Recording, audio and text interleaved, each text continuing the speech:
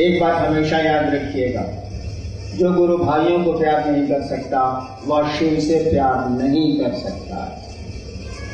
जिनको आप अच्छे नहीं लगते हैं वो दिखावा करता है कि वो शिव का शिष्य है, शिव उसको अच्छे लगता है।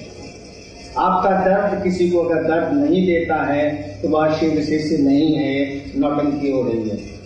और मैंने देखा है शिव शिष्य को तंग करने वाला एक दिन तो शिव शिष्य रहता ही नहीं है, बाकी उसका क्या होता है महादेव जाने।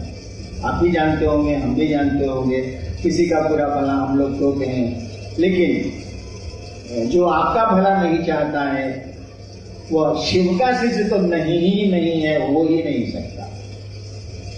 आपको अब तकलीफ होने लगी है, आपको अब कष्ट होने लगा है, मुझसे मिलने में आपको दिक्कत हो रही है,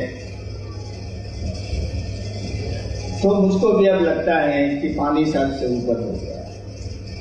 आपको हाथ बढ़ाना चाहिए, आपको आगे आना चाहिए, थोड़ी कुर्बानी देनी चाहिए। हमेशा याद रखिएगा, रिश्ते निभाने के लिए छोटी मोटी कुर्बानियां करनी पड़ती हैं।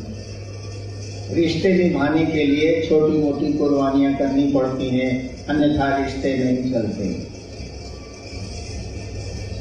शिव शिष्यता में भी आपको कुर्बानियां देनी होगी। मैंने कहा ना कि शिव के काम के लिए पसलियों की आग जलानी होगी, अंधेरे को दूर करना होगा, आगे बढ़ना होगा। ठीक उसी तरह से मुख्यालय के लिए भी हम लोग करेंगे, लेकिन अपना मूल उद्देश्य नहीं भूलेंगे, अपना मेन वर्क नहीं भूलेंगे। शिव से जुड़े हैं लोगों को शिव से जोड़ेंगे, मुख्यालय बन जाएगा, बहुत बड़ी बात नहीं है। हमने कहा ना कि ये खेल मैंने खेल का खेल है, बहुत खास बात नहीं। तब भी कुछ तो कुर्बानियां करनी पड़ेंगी, हमको आपको करना चाहिए, हमको आपको शिव गुरु की ओर बढ़ना चाहिए और मिल के चलिए, एक दूसरे से मिल के चलिए। क्या लगता है भाई साहब आपका, छोटी छोटी बातों पे क्यों दिमाग दौड़ाते हैं, कि छोटी छोटी बातों से क्यों अपने को अलग कर लेती हैं। रिश्ते में मिल के चलिए, लोगों के साथ चलिए। क्या लगता है, मुझको तो किसी से दुश्मनी नहीं है, और पूरे देश और विदेशों में लोग रहते हैं, मुझको तो कहीं से कोई तकलीफ नहीं है, कोई दिक्कत मुझको नहीं होती है। क्यों नहीं होती? अरे शिव की ओर से न चलिएगा, अपनी ओर से क्यों चलते हैं? अब शिव की ओर से चलिए ना, उसको कहां किसी से दिक्कत है बताइए तो जरा। उसको तो कोई प्रॉब्लम नहीं है किसी से, जो चाहे जुड़ सकता है उससे। आपने कहानियां भी सुनी होंगी, सुना है आपने, उधर से चलिए ना। आप कितने दिन अपनी ओर से चलिएगा? किसी को आप प्यार करते हैं तो उसके मन से चलिएगा कि अपने मन से चलिएगा, इसका फैसला कर लीजिए। किसी को आप प्यार करते हैं तो उसके मन से चलिएगा कि अपने मन से चलिएगा। अपने मन से चलिएगा तो आप प्यार नहीं करते हैं। हर प्रेमी अपने प्रेम पात्र के मन से चलता। तो आप शिव को प्यार करते हैं, शिव आपके गुरु हैं, तो शिव के मन से न चलिएगा। बताइए तो शिव को किससे दुश्मनी है? किससे करेंगे वो दुश्मनी? वो तो रचना का है, सारी रचना तो उसी की है, हम आप सब उसी के हैं। मिलजुल के चलिए, सबको अपना समझिए। एक लक्ष्य है, एक रास्ता है, एक ही जगह सबको जाना है। चलिए,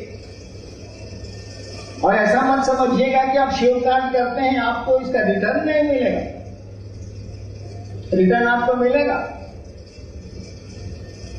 आपको इसके बदले में जो चीज चाहिए मैं दे सकता हूं। शिव को छोड़ दीजिए, आप शिव के लिए इतना ही कर दीजिए कि लोगों को शिव से जोड़ दीजिए। आप इस काम को करिए, इसके एवज में आपको कुछ चाहिए मैं दे दूंगा, मुझसे ले लीजिएगा।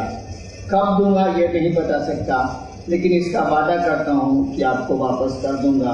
जितना मेरे शिव के लिए आपने किया है उतना मैं सूद के साथ, चक्रवृद्धि ब्याज जिसको बोलते हैं, कंपाउंड इंटरेस्ट के साथ मैं आपको वापस कर दूंगा, अगर वापस लेना चाहेंगे। हम नहीं समझते हैं कि कोई शिव के लिए कुछ किया हो उसको वापस लेना चाहता हो, वह शिव से नहीं है। कोई प्रेमी अपने प्रेम पात्र के लिए कुछ भी करता है तो वापस नहीं लेना चाहता है, प्रेम प्रतिदान नहीं चाहता है। सुना है आपने, पढ़ा भी होगा आपने, प्रेम प्रतिदान नहीं चाहता है, प्रेम कभी भी वापसी नहीं चाहता है। अगर वापसी चाहता है तो वो प्रेम नहीं है।